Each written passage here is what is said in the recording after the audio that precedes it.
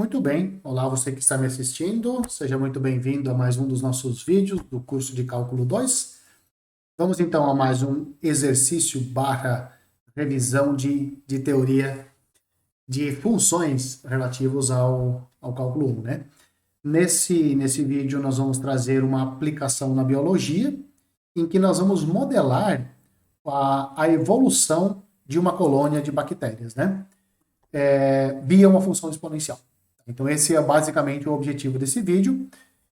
Você pode encontrar esse exercício que nós vamos propor agora, ele é o exercício de número 29 da seção 1.5 do livro de cálculo 1 do Stuart, na sua 7ª edição.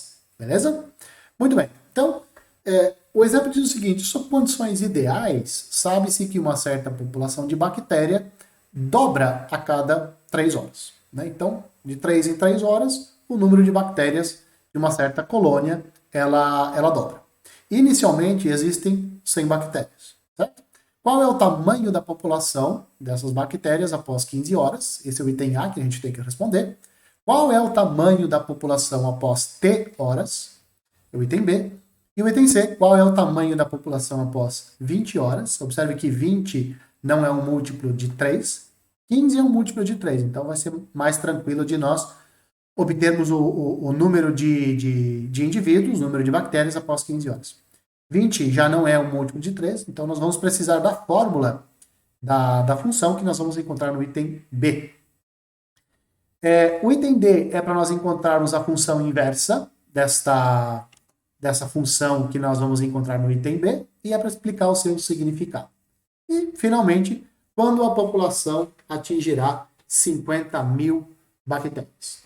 Este é o exercício, este é o exemplo. Você pode, como eu já disse, encontrar ele na seção 1.5, exercício de número 29 do livro do Stuart, né? Então vamos lá. Para nós determinarmos a população após 15 horas, é bom que a gente faça uma tabela, né? No lado esquerdo aqui nós vamos colocar o tempo decorrido e aqui no lado direito nós vamos colocar o número de indivíduos correspondentes. No instante de tempo zero, nós temos 100 indivíduos, né? Porque o nosso exercício ele está nos dando o seguinte, né? Inicialmente existem 100 bactérias. A outra informação é que as bactérias elas dobram, a população dobra a cada 3 horas, né? Então, na hora zero, no instante zero, nós temos 100 bactérias. Depois de 3 horas, nós temos 200 bactérias, que é o dobro de 100. Depois de 6 horas, nós temos 400 bactérias, que é o dobro de 200, né? Quando o relógio corre 3 horas, o número de bactérias dobra. Depois de 9 horas, são 800 bactérias. De 12 horas, após 12 horas, nós temos 1.600 bactérias. Após 15 horas, nós temos 3.200 bactérias, né? Então, esse é a resposta que nós estávamos procurando lá no item A. Após 15 horas do início, né, da proliferação de bactérias, nós temos, então, 3.200 bactérias na nossa colônia. Claro que aqui nós não estamos considerando que haja morte de bactérias, né? Se nós considerássemos ainda a morte de bactérias, a coisa ficaria um pouco mais difícil. Então, nós estamos supondo que não há morte de bactérias. Elas nascem e elas ficam lá e não morrem jamais, tá? Mas vamos lá. Qual é o tamanho da população após T horas? Bom, então agora nós vamos precisar utilizar as informações que foram nos dadas no enunciado do exercício. Primeiro, o exercício fala que o crescimento da população ela é exponencial, né? Então, como o crescimento é exponencial, o número n de indivíduos após T horas é dado por uma expressão desse tipo aqui. A vezes B elevado a T, onde o A e o B são constantes que nós precisamos determinar a partir das demais informações que nós temos. Tá? Quais são as outras informações que nós temos a respeito do exercício? Por exemplo, nós temos que no instante T igual a zero, nós temos 100 bactérias. Como a população dobra a cada 3 horas, então nós temos que, depois de 3 horas, o número de indivíduos é 200. No instante zero são 100, depois de 3 horas nós temos 200 bactérias. Então, N de 0 vale 100, N de 3 vale 200.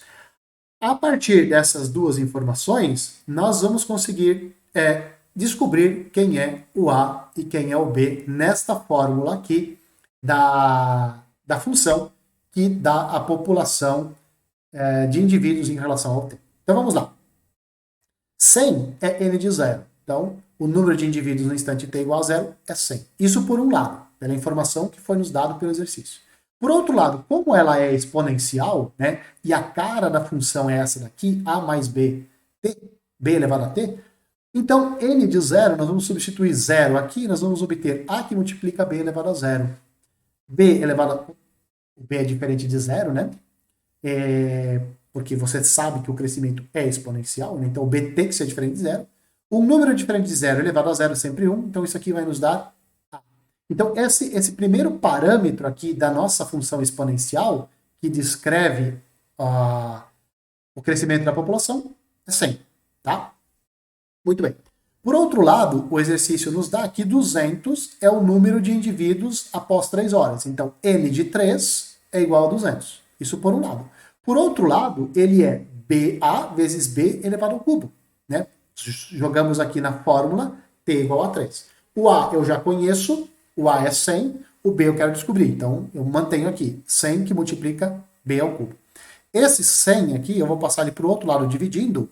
A hora que eu passar dividindo, eu vou ter o quê? Que B ao cubo é igual a 2. Porque esse 100 corta com o 100 do 200 aqui, e fica B ao cubo igual a 2. Extraio a raiz cúbica de ambos os lados e descubro, então, que o B é 2 elevado a 1 terço. Ou, se você preferir, eleva ambos os lados dessa igualdade a 1 terço. Se eu elevar ambos os lados da igualdade a 1 terço, você vai ficar com B elevado a 3 sobre 3, que é 1.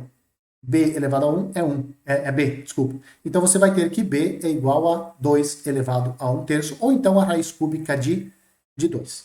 Logo, o tamanho da população após T horas, ó, então eu vou vir aqui nessa fórmula, o A eu vou trocar por 100, o B eu vou trocar por 2 elevado a 1 terço. Então, B elevado a T. Fazendo as contas, isso vai nos dar, usando propriedade de potência aqui, né? Isso aqui vai ficar 100, que multiplica 2 elevado a T sobre 3. Então, esta é a fórmula, esta é a função que vai nos dar o número de bactérias após T horas. Certo? Então, o item B está resolvido. Vamos então ao item C, que está pedindo, e depois de 20 horas, qual é o tamanho da população? Como eu já tenho aqui o N de T, o número de indivíduos em função do tempo, em horas, então basta, se eu quero após 20 horas, eu vou vir aqui na fórmula, no lugar do T eu vou jogar 20. Ótimo. N de T é isso, então N de 20 é 100 elevado a 2 elevado a 20 terços.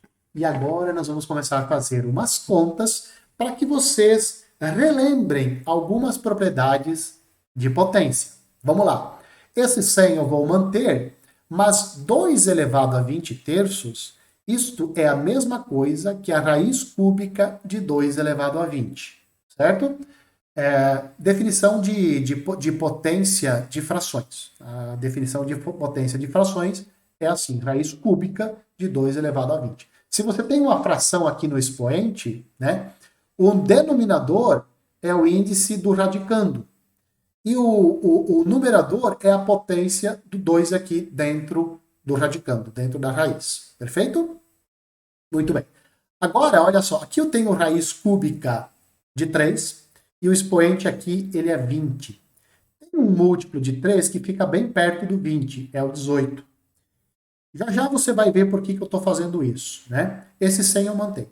Então, aqui eu vou escrever 2 elevado a 20, eu vou escrever ele como 2 elevado a 18 vezes 2 elevado ao quadrado. Produto de potências de mesma base, você soma os expoentes. Então, eu posso fazer isso daqui que eu fiz. Tá. Agora, propriedade de raiz, né? Propriedade dos radicais. Quando você tem um produto dessa forma, isso aqui é raiz cúbica de 2 elevado a 18, raiz cúbica de 2 elevado ao quadrado. Você pode separar essas raízes aqui. Agora, 2 raiz cúbica de 2 elevado a 18 é a mesma coisa que 2 elevado a 18 elevado a 1/3. Raiz cúbica, né, é elevado a 1/3. Perfeito?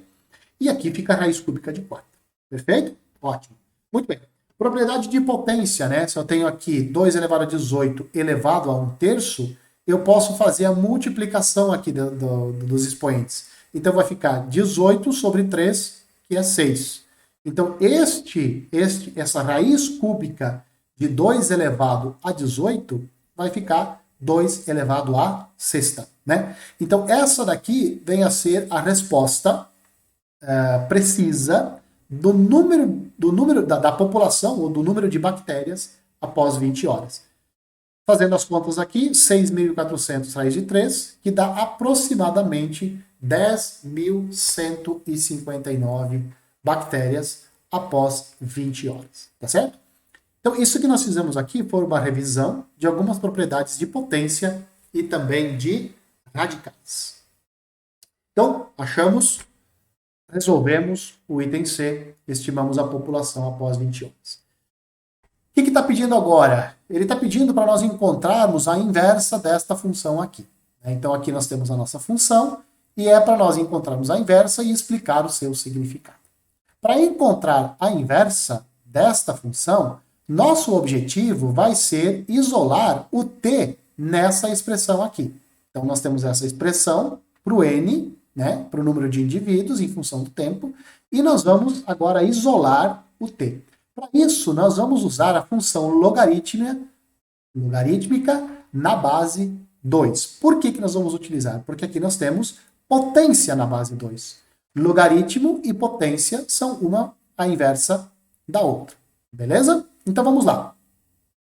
Como o n é 100 vezes 2 elevado a t sobre 3, passo esse 100 aqui para o outro lado dividindo, e eu vou ter 2 elevado a t sobre 3 igual a n sobre 100. Até aí nenhum mistério.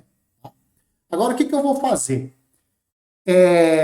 Eu tenho que pegar esse expoente aqui, eu tenho que tirar ele do expoente. Esse t sobre 3 eu tenho que tirar do expoente. Como é que eu vou tirar ele do expoente? O que eu faço? Eu aplico o logaritmo na base 2 de ambos os lados dessa igualdade. Então, quando eu aplicar logaritmo logaritmo na base 2, aplicado na exponencial de base 2, o que vai acontecer aqui é que o logaritmo vai anular essa base da exponencial e vai sobrar simplesmente t sobre 3. No lado direito, não vai ter jeito. Vai sobrar logaritmo na base 2 de n quocientado por 100. Passo esses 3 aqui para o outro lado multiplicando, e eu vou ter que t é 3 vezes o logaritmo na base 2 de n sobre 100. Beleza. Então eu encontrei a função inversa. Essa daqui é a função inversa. Essa função, o que ela nos dá? Interpretação, significado dessa função.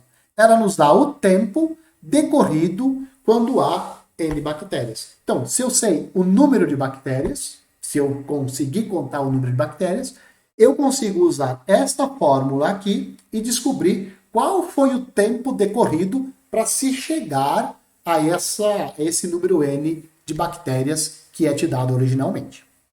Beleza? Então, este é o significado. Então, a função original que nós descobrimos lá no item B nos dá o número de bactérias em função do tempo.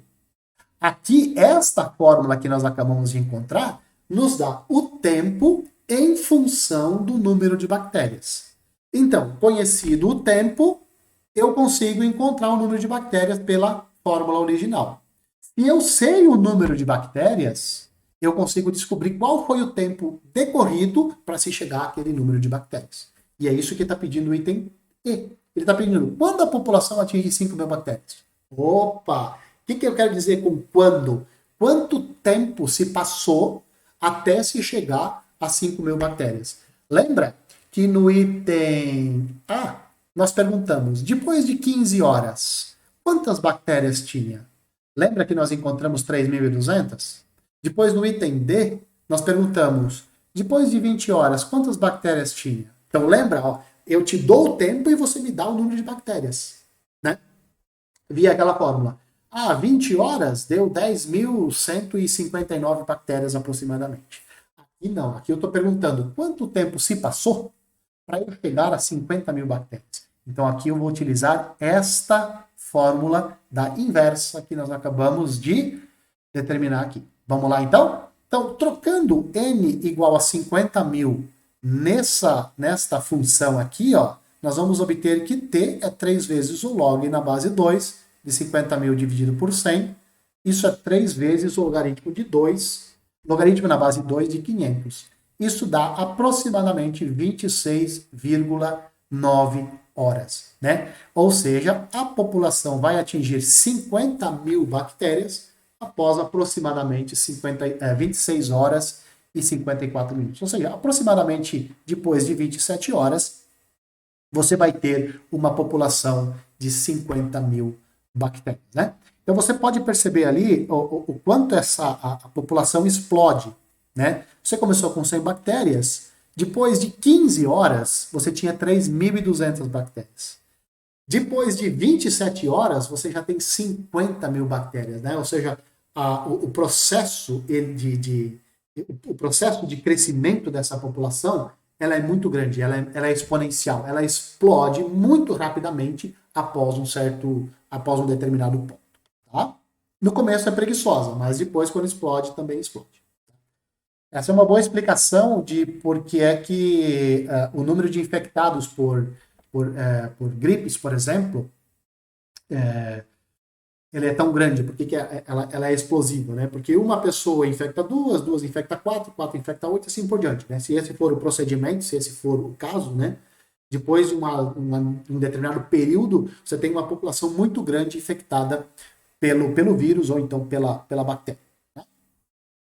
E agora vamos então à parte teórica, vamos fazer uma revisão na parte teórica do que nós acabamos de ver. O primeiro conceito que está por trás da noção de função inversa que nós aplicamos é o conceito de função injetora. Quando que uma função f ela é chamada de função injetora? Se ela nunca assume o mesmo valor duas vezes. Ou seja, a imagem de elementos distintos do domínio são sempre distintos. Então, sempre que x1 for diferente de x2, f de x1 vai ser diferente de f de x2. Quando você tem essa propriedade satisfeita, você chama, então, a função de função injetora. Para você lembrar mais facilmente do conceito de função injetora, pensa o seguinte, você vai tomar uma vacina. Essa vacina ela tem que ser dada em 2 estágios. Primeiro é feita uma vacina, logo em sequência é feita uma outra vacina. Na sequência, tipo assim, fez a vacina, depois vai fazer outra.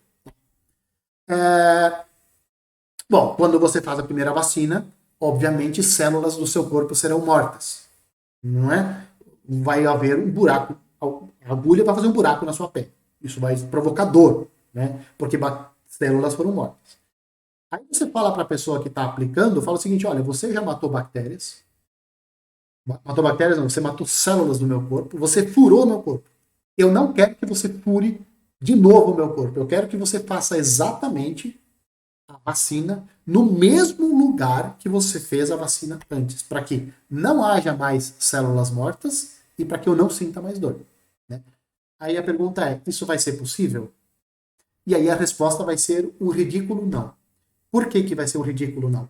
Porque seringas distintas, agulhas distintas, vão fazer no seu corpo buracos distintos. Ali é que vem a noção de função injetora, injeção, né?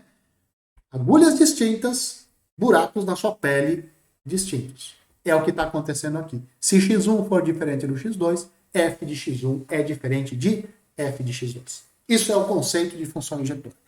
Para você descobrir se uma função é injetora, você pode fazer o teste da reta horizontal. Se você tem o gráfico da função, trace uma reta horizontal. Trace retas horizontais, vai traçando. Se alguma reta horizontal cortar o gráfico em 2 pontos distintos, pode contar. Esta função não vai ser uma função injetora. Por quê? Porque você vai ter aqui, ó, este ponto x1 e esse ponto x2 aqui, ó, eles têm a mesma imagem, mas eles são distintos no domínio. Então você tem pontos distintos no domínio, tendo imagens iguais. Essa função não pode ser injetora. Porque para ser injetora, x1 diferente do x2 tem que me implicar f de x1 diferente da f de x2. Se tem uma única reta, se tem uma reta que corta o gráfico em dois pontos distintos, reta horizontal que corta o gráfico em dois pontos distintos, essa função automaticamente não pode ser injetora. Tá? E aí nós temos agora a definição de função inversa para o caso em que a sua função é injetora. Né? Então vamos pegar f, uma função injetora, que tem domínio A e imagem B. Cuidado! B é a imagem da f. Tá? Então você tem a função inversa, que a gente vai denotar por f a menos 1, ela tem domínio o conjunto B. O domínio da inversa é a imagem da função f original. Então, o domínio da inversa vai ser B, a imagem vai ser o A. E ela é definida da seguinte forma.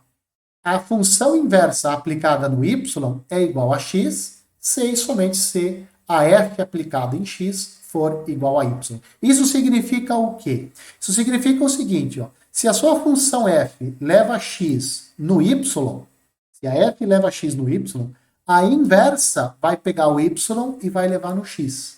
O que isso aqui está dizendo? Que a inversa, ela reverte o efeito da função f. Cara, não tem nome mais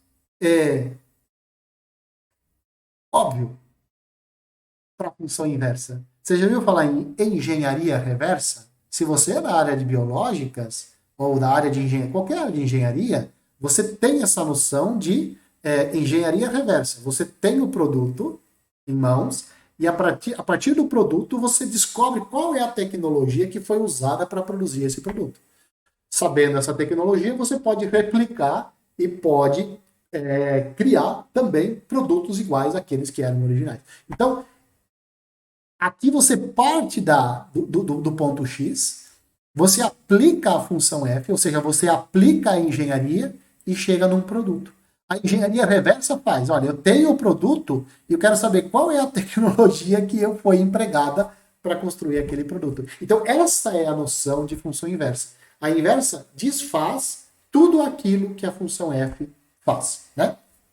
E nós temos o seguinte, ó, a inversa aplicada em f de x é x para todo x no domínio da f, a f aplicada na inversa de x, f aplicada em f a menos 1 de x, é igual a x para todo x no b. Então, x, você aplica a f no x entra aqui, a f é aplicada, sai do outro lado f de x. Aí você vai aplicar a f a menos 1. A hora que você aplicar a f a menos 1, você vai voltar para o x. Outras coisas que você pode observar aqui, ó, o domínio da inversa é a imagem da f, né? Porque está escrita, é definida assim, a inversa tem domínio B e imagem A. E a imagem da inversa é o domínio da f. Né? Então ela literalmente desfaz o que a função f fez. Né? Para você achar a inversa de uma função injetora, o que você faz? Você escreve y igual a f de x, isola o x nessa equação. Fala, professor, isso foi exatamente o que nós fizemos antes. Claro, lembra quando nós isolamos o t aqui, ó? Ah, era esse procedimento que nós utilizamos. Exatamente. Nós pegamos a função original, olha, nós escrevemos n igual a 10 vezes 2 elevado a t sobre 3. Aí você fala, mas professor, aqui não está escrito y igual a f de x. Não está escrito y igual a f de x, mas está escrito n igual a uma função de t. Que função? 10 que multiplica 2 elevado a t ao cubo. Então, quando você isolou o x, ou seja, no nosso caso, f, então, nós obtivemos a função inversa. Né? Para expressar f a menos 1 como uma função de x, você troca x por y de novo, e a equação resultante vai ser coisa do tipo y igual a f a menos 1 de x. Esse terceiro passo nem é necessário. Tá? Nem é necessário. Mas, tudo bem, porque as pessoas já estão acostumadas. Função é f de x, f de t e assim por diante. Então, depois, no final, você... Mas basta isolar o x. Isolando o x, você encontrou a inversa. Vamos lá? Vamos a um exemplo. Exemplo do livro. A função é dada por f de x igual a x ao cubo mais 2. Né? Essa função aqui você pode verificar, ela é uma função injetora, tá? Ela é uma função injetora, então ela tem inversa. O que nós vamos fazer para encontrar a inversa? Nós vamos escrever y igual a f de x, então y vai ser igual a x ao cubo mais 3 e nós vamos isolar o x. Primeira coisa, passa esse 2 que está somando, passa para o outro lado subtraindo. Depois extrai a raiz cúbica e olha só, isolou o x. Essa daqui é a inversa. Essa aqui é a função inversa. Você tem agora f de y, aqui você tem uma g de y. Ah, mas não, g de y não pode, professor, tem que ser g de x. Beleza. Então troca x por y aqui, porque é só letra.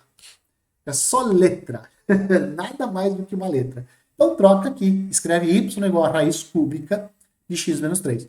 Essa daqui, que você acabou de encontrar, é a inversa da função f original. O que essa função f faz, essa daqui desfaz. Essa função cúbica é desfeita por essa raiz cúbica aqui. Raiz cúbica de x menos 2. Certo? Bom, a partir do gráfico, né? A partir do gráfico de uma função f, que é injetora, você pode descobrir também o gráfico da função inversa. Como é que você faz isso? Vamos analisar. A princípio, quando você troca x por y para encontrar a inversa, isso também te dá um método de você obter o gráfico da função inversa. Olha só, se uma vez que o f de A é igual a B, C e somente C, f a menos 1 de B é igual a A, o ponto AB está no gráfico da f, C e somente C, o ponto BA está no gráfico da inversa. É claro, por quê? Porque o que uma faz, a outra desfaz. Se o ponto AB, olha só, o ponto AB faz parte do gráfico da f. Isso significa o quê? Que o B é o f de A. Claro, se o ponto AB faz parte do gráfico da função f, é porque a segunda coordenada é a imagem da primeira, ou seja, B é igual a f de A. Mas pera lá, se B for igual a f de A, então A é igual a f a menos 1 de B, C e somente C. Mas então, significa o quê? Significa que o ponto BA, ele faz parte do gráfico da função inversa. Por quê? Porque o segundo número aqui, ó, esse A, tá vendo A? Ele é f a menos 1 de B. Ele é a imagem, o A é a imagem do B pela função inversa. Então, este ponto aqui, ó, ele está no gráfico da função inversa. E aí você pode observar aqui, ó, se você traçar o gráfico dessa reta aqui, ó, y igual a x, identidade aqui, né, y igual a x, função identidade, o que você vai ter? Este ponto BA, ele vai ser a reflexão do ponto AB em torno desse eixo y igual a x aqui, né? Por quê? Porque esses dois triângulos aqui, ó, este triângulo e este triângulo aqui, eles são congruentes. Esse segmento aqui e esse segmento têm a mesma medida, este ângulo e este ângulo medem 90 graus, e você tem aqui, ó, um lado comum. Lado, ângulo, lado, esses dois triângulos são congruentes, então eles são simétricos em relação a essa reta aqui, em relação à altura. Esse triângulo que está aparecendo aqui, ó, ele é um triângulo isósceles. Este triângulo aqui, ó, é isósceles. Essa reta aqui faz o papel de altura. Então esses dois pontos aqui, ó, eles são o reflexo do outro em torno desse eixo y igual a x. E isso faz todo sentido. Isso faz todo sentido. Por quê? Porque o que a função f faz, a outra desfaz. Se a f leva o a neste ponto, se a imagem é este ponto aqui, esse é o ponto do gráfico de f, ela desfaz. Ela desfaz. Desfazer significa jogar para o outro lado. Por quê? Por causa disso aqui, ó. F a menos 1 aplicado em f de x dá x. Isso aqui é identidade. Então, por isso que há essa reflexão em torno do eixo x. Né? Então, o gráfico de f é obtido refletindo-se o gráfico de f em torno do eixo y igual a x. Assim que você encontra o gráfico da inversa. Se aqui está o gráfico da f, você reflete ele em torno do eixo y igual a x, da reta y igual a x, e você tem automaticamente o gráfico da inversa. Tá? Para encerrarmos, né? Se você tem a positivo e diferente de 1, então essa função exponencial aqui, ó, f de x igual a elevado a x, ela é crescente ou decrescente, depende do caso, depende do a, né? E portanto ela vai ser injetora pelo teste da reta horizontal. Então existe a função inversa. Esta função inversa ela é chamada de logarítmica na base a e ela é denotada por log de a. Se nós vamos utilizar a formulação da inversa dada por isso daqui, ó, f a menos 1 de x é igual a y, c e somente c, f de y é igual a x, usando isso daqui que nós vimos, significa o quê? Que a log de a em x é igual a y, c e somente c, a elevado a y é igual a x. Né? Então, aplicando o logaritmo na base a, na potência a elevado a x, isso vai te dar x. Se você pegar a base a e elevar essa base a ao log de a, ao log de x na base a, você também vai obter x. Né? O que uma faz, a outra desfaz. Tudo que a potência faz, a função logarítmica desfaz. Lembra disso daqui? Ó? Isso daqui nós utilizamos para isolar o x no nosso exemplo. Quer ver? Olha aqui. Ó. Cadê? Aqui. Ó, tá vendo? Ó, nós tínhamos uma potência aqui. O que nós fizemos? Aqui nós tínhamos uma potência.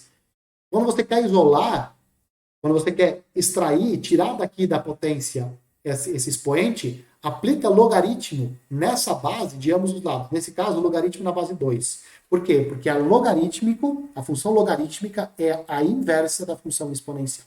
Aplicando o logaritmo na exponencial, você isola, você tira o x do expoente. Né? A elevado ao logaritmo de x na base a também é x. O que uma faz, a outra desfaz. Com isso, nós vamos ficando por aqui. Espero que você tenha gostado desse vídeo. Um abraço a todos e eu espero que vocês continuem vivendo nos próximos vídeos.